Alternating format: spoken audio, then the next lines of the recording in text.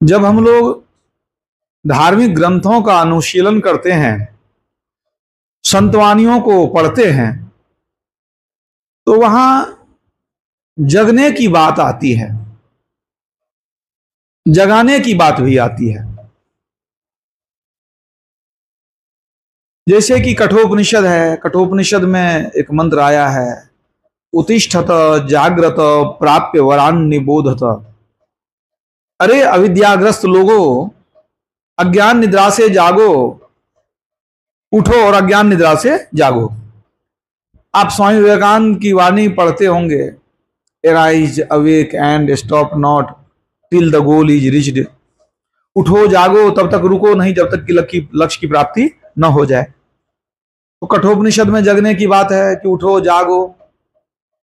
स्वामी विवेकानंद भी कहते हैं उठो जागो।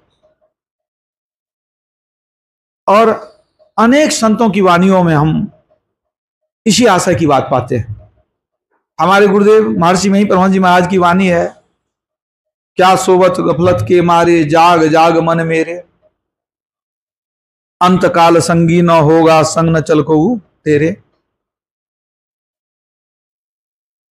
एक बड़ा ही प्रचलित भजन है जो लोग गाते रहते हैं, उठ जाग मुसाफिर भोर भई अब रैन कहां जो सोवत है। ये एक भक्त थे वंशीधर शुक्ल, उनकी वाणी है।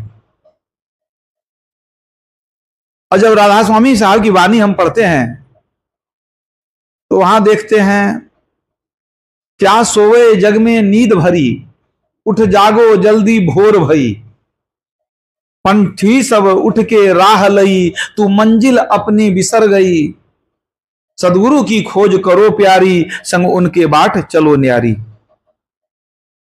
तो क्या सोवे जग में नींद भरी, उठ जागो जल्दी भोर भई, उठने के लिए कहते हैं।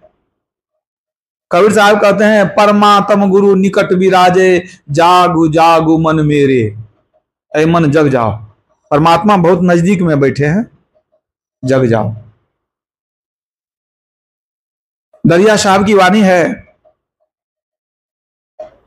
माया मुख जागे सबे, सो सूता कर जान, दरिया जागे ब्रह्म दिशी, सो जागा परमान। सब माया के मुंह में सोए हुए हैं, जो ईश्वर की ओर चल दिया वो जगह है। ये दरिया साहब बिहारी की वाणी है। एक दरिया साहब मारवाड़ी भी हुए, उनकी वाणी है, दरिया सोया सकल जग, जागा ना ही कोय, जागा में जागा जोई, जागा कहिए सोई। सब कोई सोए हुए हैं, जगे हुए कोई नहीं है। तो जगे कौन है? जागा में जागा जोई। एक बार आंख खोल के जगे और फिर एक बार जगना पड़ेगा। वो क्या जगना है वो आगे आप जानेंगे, मतलब 2 बार जगना पड़ेगा तब हुआ पूरा जगना। गुरु नानक देव जी महाराज कहते हैं, जागो रे जिन जागना, अब जागन की बार, फिर क्या जागे नानका, जब सोवे पांव पसार। जब जीव निकल जाएगा, शरीर धरती पर पड़ा रह जाएगा, फिर जगने का समय नहीं रहेगा। जगना है तो जग जाओ। हाथरस के संत तुलसी साहब कहते हैं, जग जग कहते जुग भये, जगा न एको बार, जगा न एको बार, सार कहो कैसे पावे, असोवत जुग जुग भये, संत बिन कौन जगावे।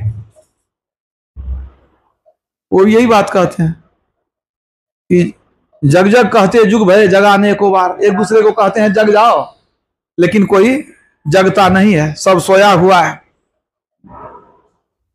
अब मन में जिज्ञासा होगी कि हम सोए हुए कैसे हैं? सोते तो सब हैं, रात में सोते हैं, सुबह जग जाते हैं, तो फिर सोए कैसे हैं? सभी संतों की वाणियों में यही देखने के लिए मिलता है कि वे जग जाओ। कोई सोया रहे तो वो जग जाए, जो जगा रहे वो क्या जगेगा? तो आखिर हम सोए कैसे हैं, इसको समझना जरूरी है। तो तुलसीदास जी ने बड़ा सुंदर उत्तर दिया है, मोह निशा सब सोवनिहारा, देखई स्वपन अनेक प्रकारा। जितने भी मनुष्य हैं सब मोह के नींद में सोए हुए हैं। देखई स्वपन अनेक प्रकारा, यद्यपि आंख खुली है फिर भी सोए हैं, मोह के नींद में सोए हैं। और आंख खुली है माने खुली आंख से सपना देखते रहते हैं। सुनने में अच्छा तो नहीं लगेगा, लेकिन खुली आंख से सब सपना देखते हैं कि कल करोड़पति हो जाएंगे, परसों बहुत बड़ा आदमी बन जाएंगे, इतना बड़ा परिवार होगा, इतना धन होगा, इतनी संपत्ति होगी, इतनी इज्जत प्रतिष्ठा मिलेगी। ये सपना देखते हैं आंख खुली आंखों से। देखई सुपन अनेक प्रकार। आप कहेंगे कि मोह के नींद में सोए हैं, सपना देखते हैं, तो इसमें बुराई क्या है? इसमें बुरा क्या हो सकता है? तो बुरा क्या हो सकता है ये अभी आप पाठ में सुन चुके हैं कि मोह सकल व्याधिन कर मूला, अत्यहित पुनि उपजहि बहुसूला। कि मोह के नींद में सब सोए हैं। हानि क्या है? मोह सकल व्याधिन कर मूला, सभी कष्टों की जननी ये मोह है। अब मोह जब एक बार ग्रसित हो गया, मोह से व्यक्ति ग्रसित हो गया, तेहिते पुनि उपजहि बहुसूला, अनेक प्रकार के की और भी विपत्तियां आएगी, और भी संकट आपको जीवन में देखने के लिए मिलेगी अगर मोह से ग्रसित हो गए तब। तो मोह बड़ा दुखदाई है। गुरु महाराज ने यहां तक कह दिया, यह रोग संस्कृति व्यथा सूलन है। अब मोह के जागे जाए सभे, जय जयति सदगुरु जो भजन है उसमें, यह रोग संस्कृति व्यथा सूलन, जो भी संस्कृति है, व्यथा है, सूल है, ये कहां से पैदा हुआ? मोह के जाए मन जन्मा हुआ, मोह के द्वारा उत्पन्न हुआ है ये सब। तुलसीदास जी की बात की पुष्टि हो गई कि मोह सकल व्याधिन कर मूला। तुलसीदास जी ने मोह के संबंध में और भी बहुत कुछ लिखा है। मोहन अंध किन्न के ही, अको जग काम न चावन जेही। मोह ने किसको अंधा नहीं कर दिया। करई मोह बस नर अघनाना, अस्वार्थ रत परलोक नसाना। करही मोह बस, मोह के वशीभूत होने के बाद नर अघनाना, अनेक तरह के पापों को करते हैं मोह के कारण।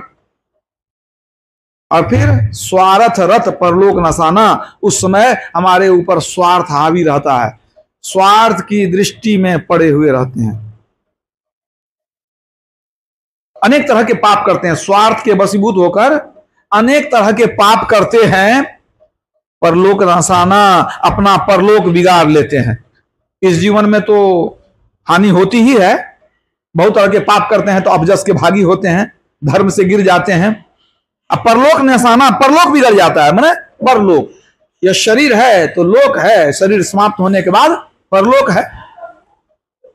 और भी सरल शब्दों में समझिए तो सांस चल रही है तो यह लोक है, यह लोक है, सांस बंद है तो परलोक है।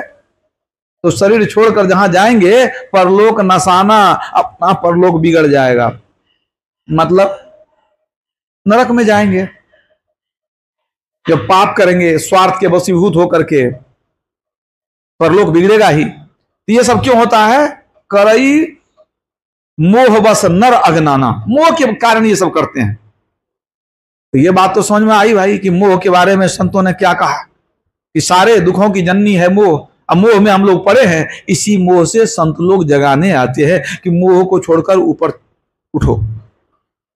अब मन में प्रश्न आएगा कि ये मोह है क्या, जरा इसको भी ठीक से समझ लें, तभी तो उससे हम निकल पाएंगे। किसी व्यक्ति को भूत पकड़ लिया है तो यदि वह समझ जाता है कि हमको भूत पकड़ लिया है तो भूत छोड़ के भाग जाता है, उसको पता नहीं चलता है कि हमको भूत पकड़ा है। तो वही बात है, हम मोह से ग्रसित हैं लेकिन पता ही नहीं चलता, लगता नहीं सब कुछ तो ठीक ही है। तो मोह का क्या अर्थ है? मोह का सीधा सा अर्थ है अज्ञानता। कौन सी अज्ञानता? ये जो आध्यात्मिक धर्म शास्त्रों में जब मोह की चर्चा होती है तो मोह का अर्थ जो अज्ञानता है, तो इसका कुछ गहन अर्थ है। मोह का अर्थ है अज्ञानता, अज्ञान की अवस्था में है। इसका परिणाम क्या है, लक्षण क्या है, लक्षण को जानना पड़ेगा। बुखार अनेक प्रकार के होते हैं और सब बुखार का लक्षण भी अलग अलग होता है। जब लक्षण को ठीक पकड़ेंगे तब बुझेंगे कि कौन वाला बुखार है, मियादी है कि जड़िया है कि और कुछ और है, डेंगू है, उसका लक्षण अलग अलग होता है। तो ये जो अज्ञानता, इसका मोह का जो है लक्षण क्या है? मोह का लक्षण यह है कि हम हित अनहित को नहीं समझ पाते हैं, अपने ही हित और अहित को समझ नहीं पाते हैं, अपना पराया के भेद को ठीक से समझ नहीं पाते हैं। मतलब क्या हुआ कि जिसमें हित है उसमें हित नहीं समझते हैं, और जिसमें अहित है उसी में हित समझते हैं।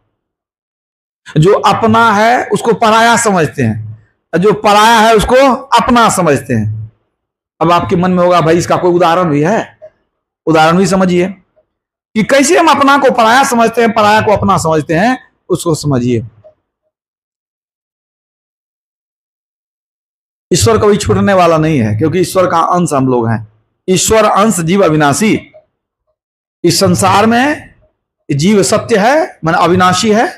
एक परमात्मा सत्य है, वो भी अविनाशी है। इसके अतिरिक्त जो कुछ संसार में है सब कुछ विनाश होने वाला है। जो कुछ देखिए आप, कबीर साहब ने कहा चांद वो मरी है, सूर्य वो मरी है पवन रूपानी। कबीर साहब पढ़े लिखे नहीं थे, वो कहते हैं कि चंद्रमा सूर्य भी एक दिन नाश हो जाएगा। वैज्ञानिकों ने शोध करके बताया है कि सूर्य की आयु 10 अरब वर्ष है, जिसमें से 5 अरब वर्ष लगभग समाप्त हो गया है, आधी आयु समाप्त हो गई है। और 5 अरब वर्ष बीतने के बाद सूर्य जो है वो राख के ढेर में परिणत हो जाएगा, समाप्त हो जाएगा।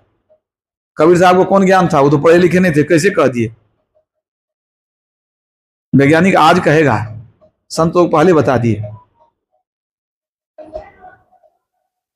कनाडा के डलहौजी यूनिवर्सिटी में एक शोध किया गया बहुत लंबे समय से।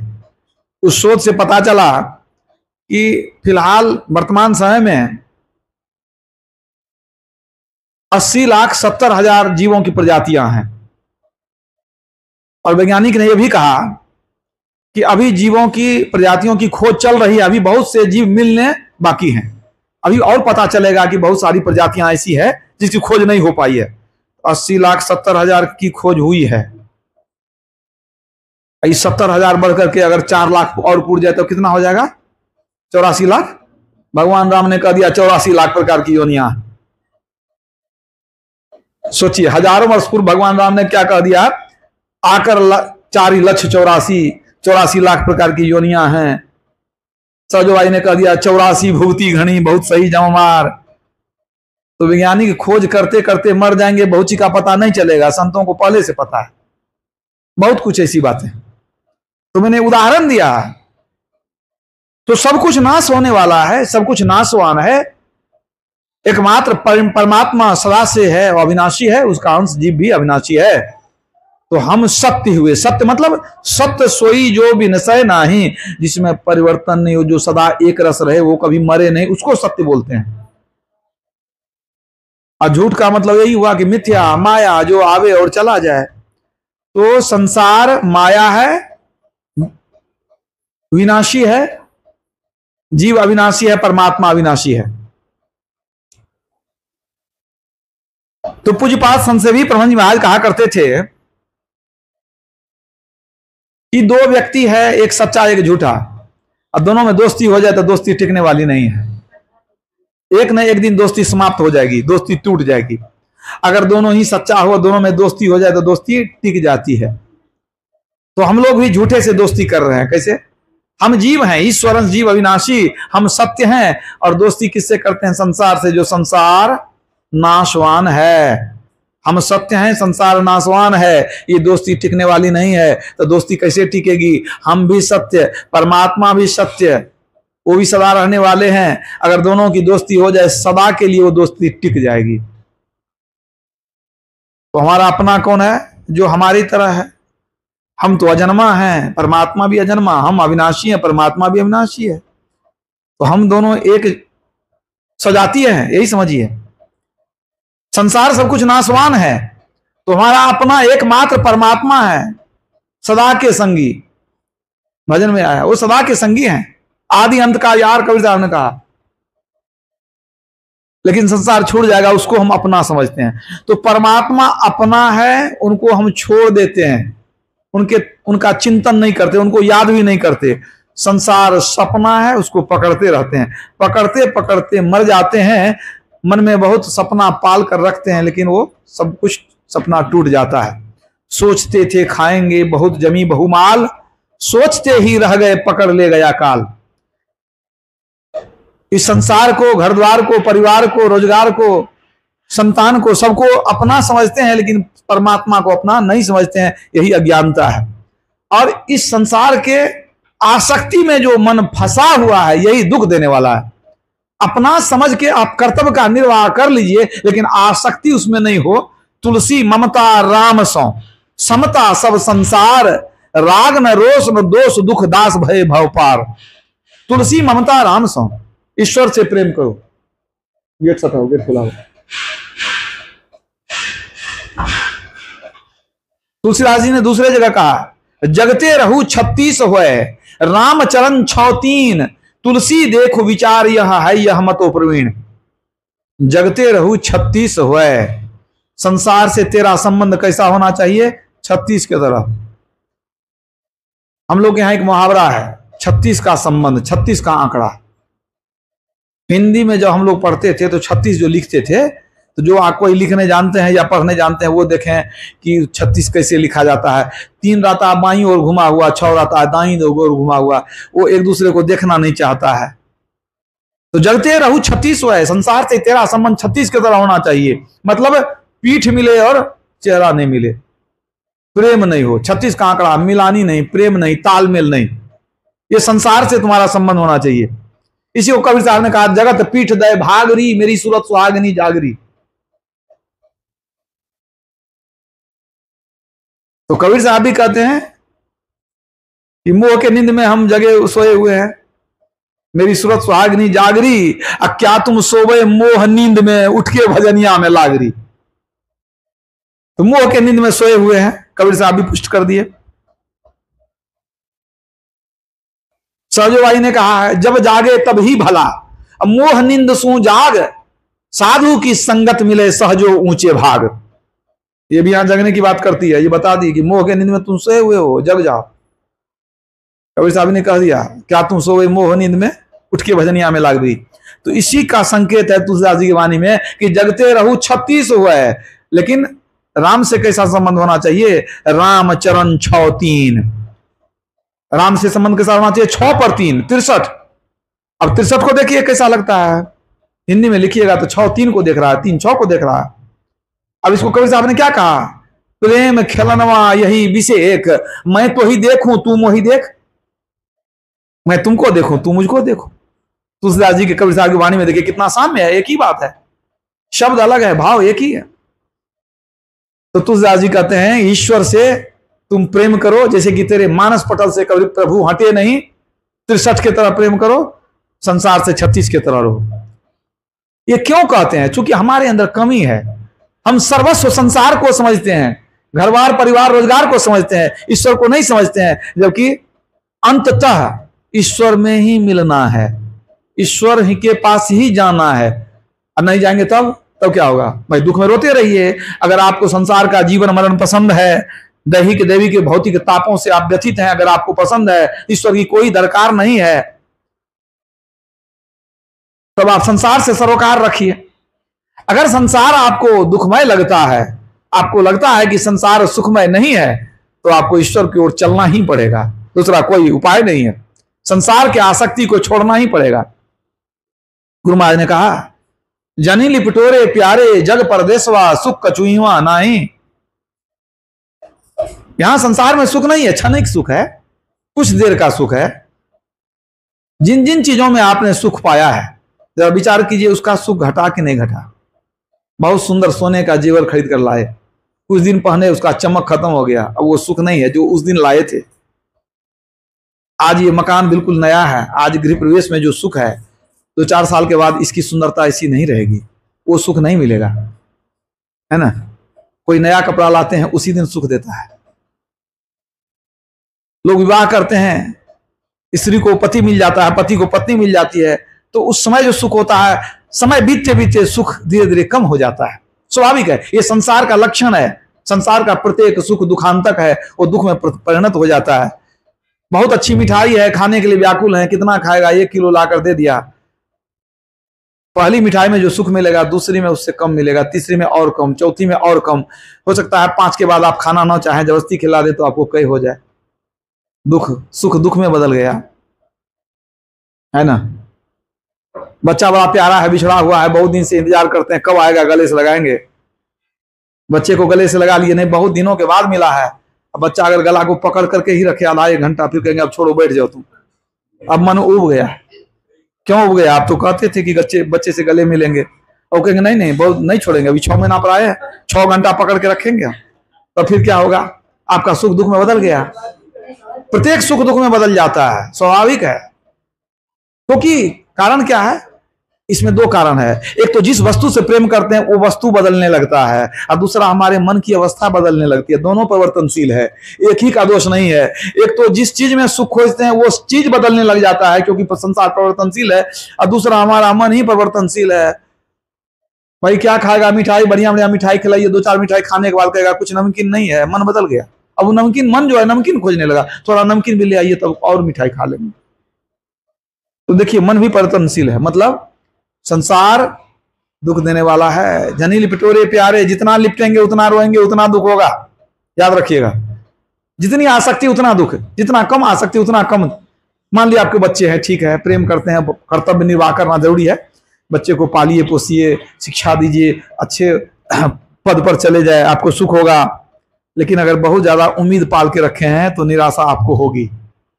अगर उम्मीद थोड़ी कम हो तो निराशा कम होगी। और उम्मीद रखे ही नहीं कि ठीक है जो करेगा करेगा, नहीं करेगा तो हम अपना गुजारा कर लेंगे, तो दुख नहीं होगा।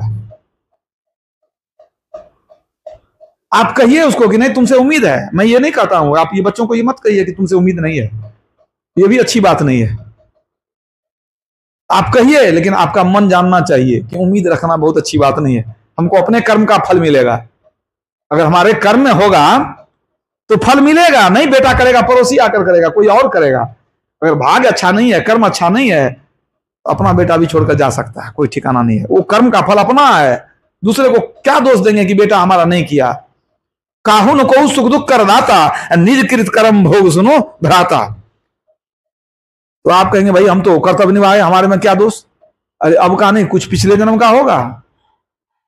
भाग्य कैसे होता है? पिछले जन्म का कर्म बचा हुआ उसी से भाग्य होता है, वो प्रभावी हो जाता है। 2 विद्यार्थी बराबर मेहनत करता है, दोनों का दिमाग तेज है, एक निकल जाता है दूसरा अटक जाता है, कुछ भाग का फेर होता है उसमें। बहुत इलाज कराते हैं 2 व्यक्ति, एक का रोग छूट जाता है, एक का नहीं छूटता है। क्यों? जिसका रोग है उसका तो छूट गया, जिसका भोग है उसको भोगना पड़ेगा। तो संसार में आसक्ति हमारे दुख का कारण है, यही तो मोह है। बहुत आसक्ति रखते हैं, प्रभु से प्रेम करते नहीं, संसार में ही एकदम दिन रात लिपटे रहते हैं, यही हमारे दुख का कारण है।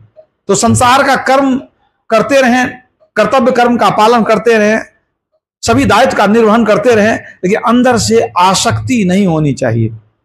समझना चाहिए कि सब कुछ छोड़कर जाना है, हम अपने पहले से तैयारी करें। महाभारत का एक बहुत सुंदर प्रसंग आपको सुनाता हूं। राजा परीक्षित का नाम सुने होंगे आप लोग।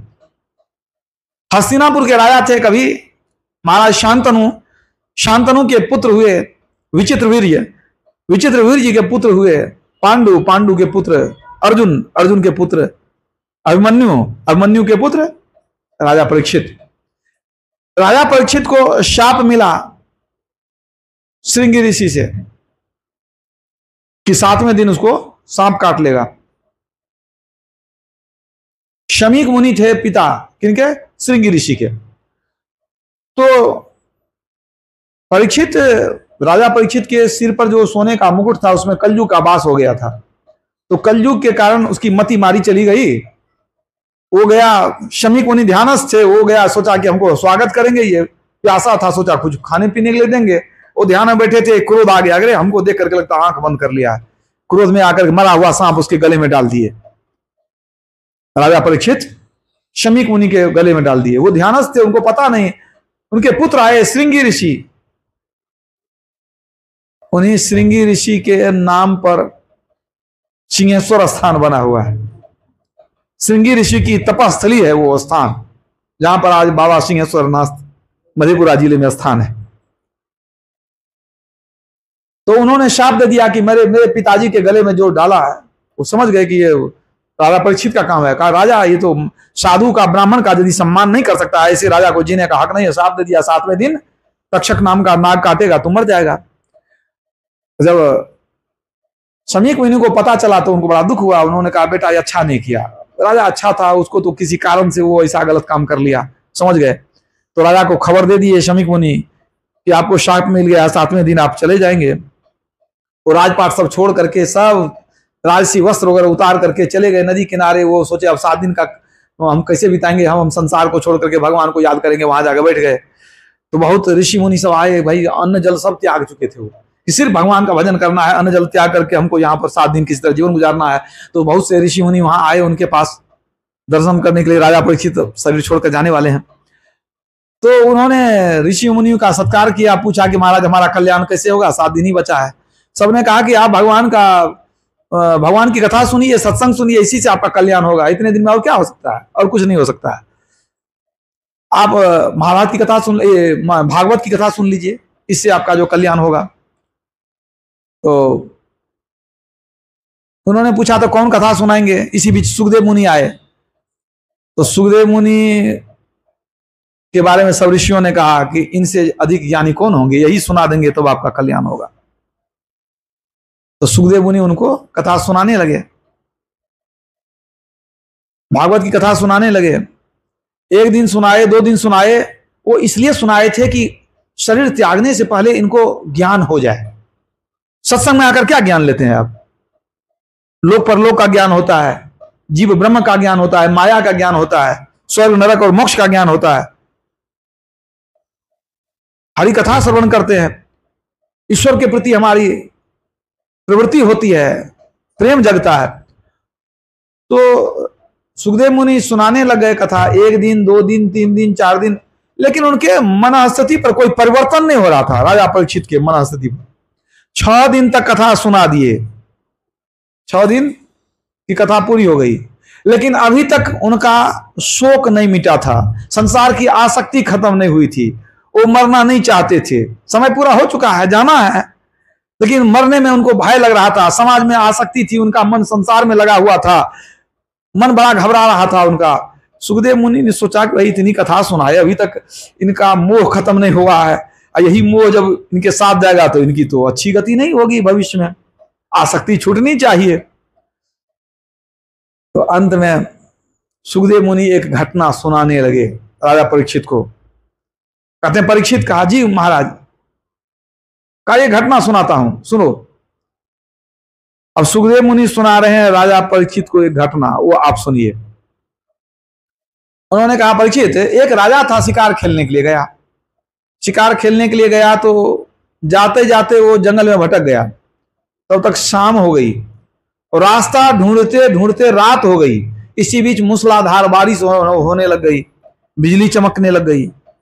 अब अंधेरी रात हो गई अचानक, और घनघोर जंगल, चारों ओर जानवरों की आवाज, बाघ, सिंह, भालू आदि की आवाज। राजा घबरा गया, अब क्या करें, जीवन की रक्षा कैसे करें। एक तो रास्ता पता नहीं किधर जाना है, और रात बिताने के लिए कोई आश्रय नहीं, क्या करें। वो इधर उधर ढूंढने लगा कि कम से कम रात बीत जाए, नहीं तो ये जंगली जानवर मारकर खा जाएंगे हमको। इधर उधर ढूंढने लगा। दूर से एक प्रकाश टिमटिमाती हुई नजर आई। वो दीपक कहीं जल रहा था। उनको लगा कि कहीं प्रकाश है तो कुछ व्यवस्था हो सकती है, चलते हैं। वो बारिश में भीगते हुए अंधेरी रात में वो चलते चलते जंगल में, बड़ा ही बिहड़ रास्ता था। चल करके जब नजदीक गए तो देखते हैं एक दिया जल रहा है। वहां और नजदीक गए, देखते हैं एक झोपड़ी है छोटी सी। मन में आया कि झोपड़ी है तो किसी तरह रात तो बिता सकते हैं। और जब झोपड़ी के दरवाजे पर गए तो देख करके पूरा उनका मन खराब हो गया। क्या, बहुत छोटी सी झोपड़ी, अंधकार पूर्ण, एक दिया छोटा सा, और दुर्गंधी युक्त, बहुत दुर्गंधी भरी हुई थी। और अंदर का दृश्य देखने वाला नहीं था, घुसने लायक नहीं था। उन्होंने सोचा कि कैसे झोपड़ी में रहेंगे। फिर मन में आया कि रात तो बितानी है, बाहर तो जीवन को खतरा है, कुछ भी हो हमको तो घुसना पड़ेगा। और झोपड़ी में जैसे घुसा, एक बहेलिया था वहां पर, शिकारी। उसने पूछा, तू कौन है, कैसे आ गया यहां? कहा नहीं नहीं, देखिए मौसम बहुत खराब है, हमको थोड़ा सा रहने दीजिए इसमें। अब लेकिन राजा देखा तो देख करके दंग रह गया। क्या? अब वो जो बहेलिया था वो बूढ़ा था, बीमार था, चलने फिरने में भी थोड़ा अशक्त था। अब वो चलने फिरने में भी दिक्कत थी। वो झोपड़ी के कोने में गड्ढा करके उसी में मलमूत्र त्याग करता था। अब वो शिकार भी नहीं कर पाता था। एक दिन कहीं मांस कुछ मिल जाए तो मांस ला करके अपने झोपड़ी के छत में लटका देता था, उसी को नोच के खाता था। मतलब कहीं कहीं मरा हुआ मुर्दा लटका हुआ है छप्पर में, कोना में गड्ढा किया, मलमूत्र वहीं त्यागता है, वो जूठा भी वहीं फेंकता है, सब वहीं पर। और देख करके तो ये घबरा गया, एकदम डर गया। फिर भी सोचा कि नहीं, रहना तो ही पड़ेगा। अरे तू कौन है, क्यों घुस गया तू झोपड़ी में? बहेलिया पूछता है। हमको रात बिताने दीजिए, हमें भटका हुआ मुसाफिर हूं, किसी तरह रहने दीजिए हमको रात भर, सुबह चले जाएंगे। बहेलिया का चेहरा तमतमा गया। कहा देखो जी, कई बार ऐसी घटना हो गई है। कितने राहगीर आते हैं जंगल में, रास्ता भटक जाते हैं और आके घूमते घामते चले आते हैं मेरी झोपड़ी में। और यहाँ आते हैं, बहुत गिड़गिड़ाते हैं, रात रहने दीजिए। कितनी बार कितने को मैं रख चुका हूं। जानता है, जब जब मैंने रखा है तब तक लफड़ा शुरू हो गया। जब मैं किसी को रखता हूं, रात भर जब हो जाता है, उसके बाद वो यहां से जाना नहीं चाहता है। उसको यहाँ का गंध ऐसा बस जाता है मन में कि वो और रहने के लिए यहाँ पर जो जिद करने लगता है, वो यहां से छोड़ के जाना नहीं चाहता है। और फिर झंझट हो जाती है हमको। जब जब कोई रहा है, हमको निकालने में बड़ी परेशानी होती है। कोई निकलना नहीं चाहता है, तब से हम सोच लिए किसी व्यक्ति को घुसने नहीं देंगे, बाहर रहना रहो, इधर अंदर घुसने नहीं देंगे। राजा सोचने लगा कैसा आदमी, यही कहता है जो आता है यहाँ रहना चाहता है। इस तो यहाँ तो दम घुट रहा है, इसमें रहना कौन चाहेगा। लेकिन बोला नहीं, हमको तो काम है, कुछ बोलेंगे तो गंदा जगह है तो मार के भगा देगा, हम रहना इसी में है। तो इसने कहा कि देखिए महाराज, हमारे जीवन का लक्ष्य कुछ और है, हमारा जीवन का उद्देश्य कुछ और है, हम यहाँ क्यों रहेंगे। अरे हम तो भूले भटके आए हैं, रात किस तरह बिताएंगे, सुबह तो हम अपने काम पर जाएंगे, हमारे जीवन का कुछ और उद्देश्य है, लक्ष्य है। हमको क्या यही करना है, यही रहना है। कहा नहीं नहीं, सब ऐसे ही कहते हैं, सुबह जाना नहीं चाहते हैं। कहा नहीं महाराज, हम आपको वचन देते हैं। कहा देख लो, सोच लो, विचार लो बढ़िया से, खूब अच्छी तरह याद कर लो तुम क्या कहा तुम। कहा नहीं महाराज, जैसे सुबह होगी हम सीधे यहां से निकल जाएंगे। कहा ठीक है, वचन दिया है, अपने वचन को याद रखना, सो जाओ। एक कोना में मलमूत्र था, दूसरे कोना में चटाई लेके सो गया। सो गया तो पहले तो बड़ी दुर्गंधी लगी, किसी तरह नाक बंद करके सोया। सोते सोते सोते जो आधी रात हुई तो वो गंध इस तरह से उसके अंदर में रच बस गया कि अब गंध दुर्गंध मालूम नहीं पड़ने लगी, उसको ठीक ठाक मालूम पड़ने लगी। और सुबह होते होते वही उसको अच्छा लगने लग गया। और जब सुबह हो गई, कहा उठो जाओ जल्दी से। अतः महाराज एक दो दिन और रहने दीजिए ना। कहा तुमको हम रात में समझाए थे कि नहीं। कहा नहीं, तुमको निकलना पड़ेगा। नहीं महाराज, कुछ दिन और रहेंगे, हम यहाँ अभी नहीं जाएंगे। और फिर झंझट पकड़ा शुरू हो गया, बात बिगड़ गई, लड़ाई झगड़े की बात हो गई। राजा कहे नहीं नहीं, अभी जाएंगे नहीं, हम कुछ दिन और रहेंगे यहाँ, हमको बड़ा अच्छा लगने लगा। वो कहा जी तुमको हम रहने नहीं देंगे। अब दोनों में खूब झगड़ा बढ़ गया। वो कहे तुमको निकलना पड़ेगा, वो कहे हम निकलेंगे नहीं। इतना कर करके सुखदेव मुनि कहते हैं, परीक्षित कहा महाराज, कहा जाए। कहा चाहिए बताओ, राजा ने वचन दिया था ना कि सुबह निकल जाएंगे। अब निश्चित अवधि के बाद वो रहना चाहता है, तू बताओ कि ये उचित है। राजा परीक्षित ने कहा कि महाराज वो कौन राजा था, हमको लग रहा है वो महामूर्ख था। ऐसा मूर्ख राजा होता है, एक तो गंदा दुर्गंध युक्त झोपड़ी है, और उसमें भी क्या समय दिया हुआ था, वचन दिया हुआ था, वचन को तोड़ करके जबरदस्ती रहना चाहता है। हमको लगता है महामूर्ख था। आखिर वो है कौन राजा, उसका नाम बताइए, कौन ऐसा पागल मूर्ख राजा है जो इस तरह से इसे गंदे जगह में रहना चाहता है, निकलना नहीं चाहता है, अपने जीवन के लक्ष्य को भूल गया है। सुखदेव मुनि मुस्कुराने लगे। कहा वो राजा सिर्फ तुम है, तुम ही है और कोई नहीं है। अब बड़ा सदमा लगा। कहा महाराज हम कैसे हैं। कहा तू ही बताओ, तू ही बताओ, ये शरीर क्या है, मलमूत्र का गठरी है कि नहीं, इस शरीर में क्या है, क्या सुंदरता है इस शरीर के अंदर में। इस गंदे मलमूत्र रक्त वीर्य से सने हुए शरीर में तू रहना चाहता है, और समय से अधिक तुमको पता है कि हमको 7वें दिन जाना है, फिर भी तू रहना चाहता है। तू कहता है कि नहीं हमको ये अच्छा लगता है, इसी में रहेंगे हम। जैसे वो राजा था, वो झोपड़ी में रहना चाहता था, दुर्गंधी में रहना चाहता था, छोड़ के जाना नहीं चाहता है। तुमको सब पता है, तुम भी छोड़ना नहीं चाहता है, तो बताओ तेरे ऐसा मूर्ख कौन होगा। राजा को बड़ा झटका लगा। बड़ा झटका लगा, उसकी चेतना जग गई कि सही में महाराज हम संसार की आसक्ति में डूबे हुए हैं,